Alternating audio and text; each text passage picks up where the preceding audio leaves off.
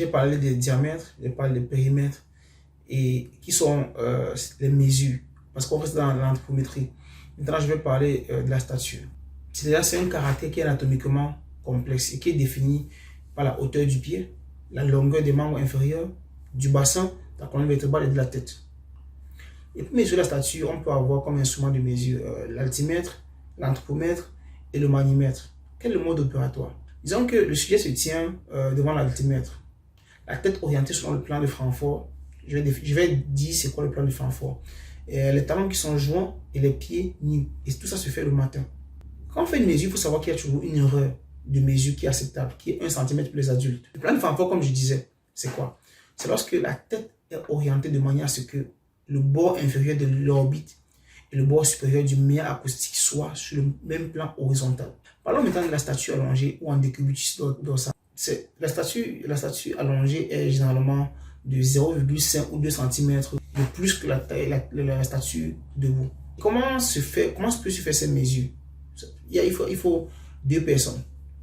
Une personne qui mesure et un assistant. Alors, déjà, premièrement, la main droite du mesureur abaisse la barre horizontale sur la tête du sujet. La main gauche du mesureur est placée sur le menton.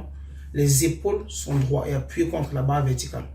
Les mains du sujet sont pendant le long du corps et la paume de main retournée vers la cuisse. La main gauche de l'assistant maintient les genoux droits et appuyés contre la barre.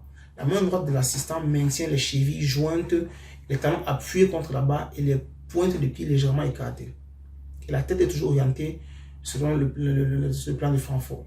Il faut dire que la statue a un caractère héréditaire.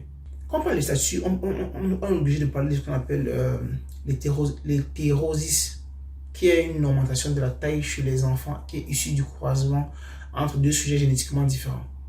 Bien évidemment, la stature varie en fonction de l'âge, du sexe des populations.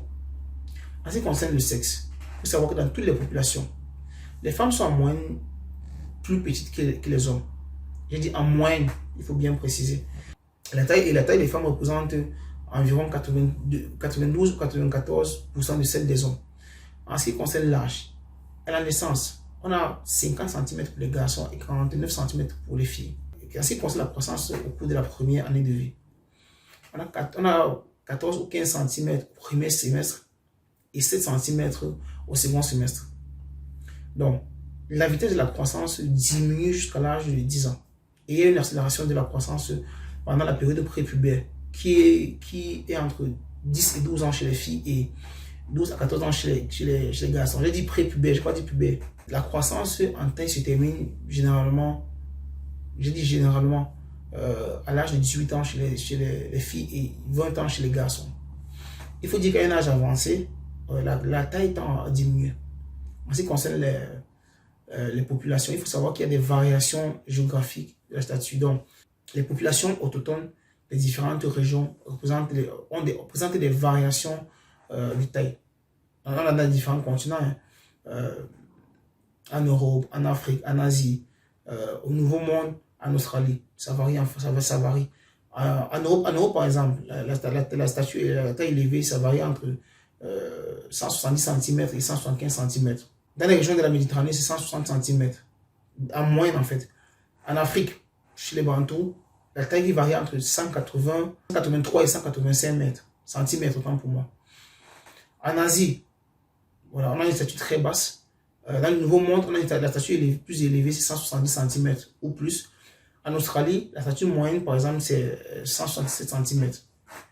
Parlons maintenant des variations environnementales. Il faut dire que les conditions socio-économiques, l'alimentation, le climat, les zones rurales ou urbaines. Maintenant, disons que pour une croissance régulière, certaines hormones sont nécessaires. Comme la somatotropine, l'hormone thyroïdienne, les hormones de croissance, les hormones sexuelles. Voilà maintenant les anomalies de la taille.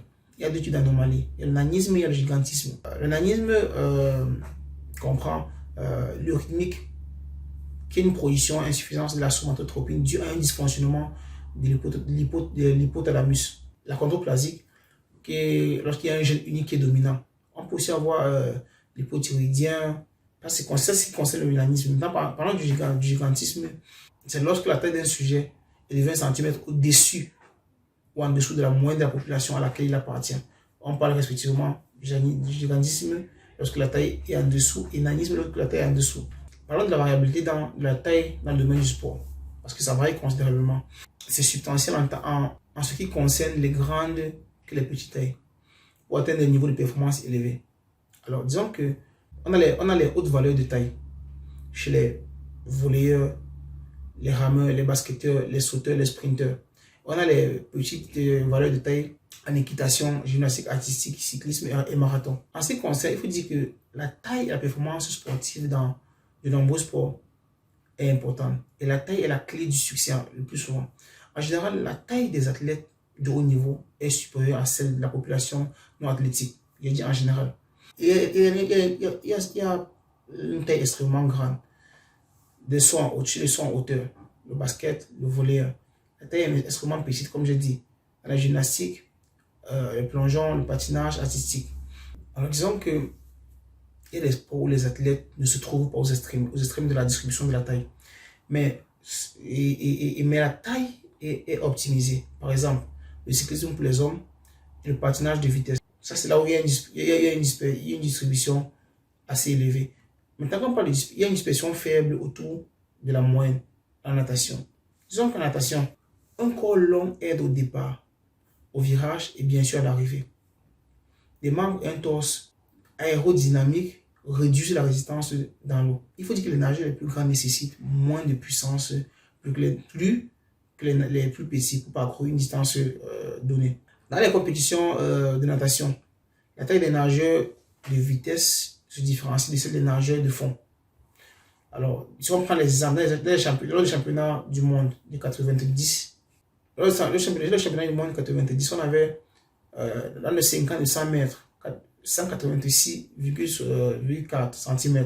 Et les femmes, 173,9 cm. Ensuite, je prends l'exemple sur la natation. Dans les championnats du monde de 1990, dans les courses de vitesse, dans les 50 et 100 mètres, pour les hommes, on avait moyennement les hommes qui mesuraient 186,4 cm. Et chez les femmes, 173,9 cm. Maintenant, pour les courses de fond, les 25 km, chez les hommes, on avait 179,6 cm et chez les femmes, 162,6 cm. C'est pour faire la différence entre la taille des nageurs qui différencie en fonction de le type de nage. Passons au volleyball. Il faut dire que la hauteur du filet déjà est de 2,43 mètres pour les hommes et de 2,24 mètres pour les femmes. Moi, j'étais habitué de volleyball, c'est pourquoi je connais un peu modestement cet environnement.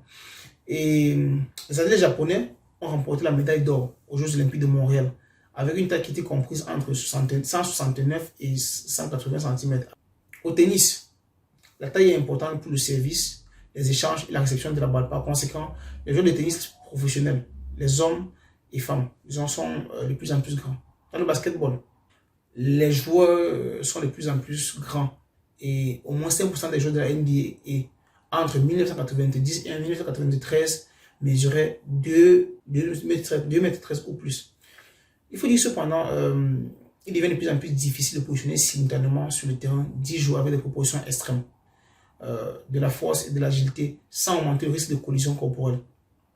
Dans le canoë-kayak par exemple, les rameurs de succès ont de plus grandes dimensions et sont de plus mésomorphes. Et les plus grandes dimensions sont avantageuses car elles impliquent une puissance physiologique accrue. Ça, c'est dans le canoë-kayak.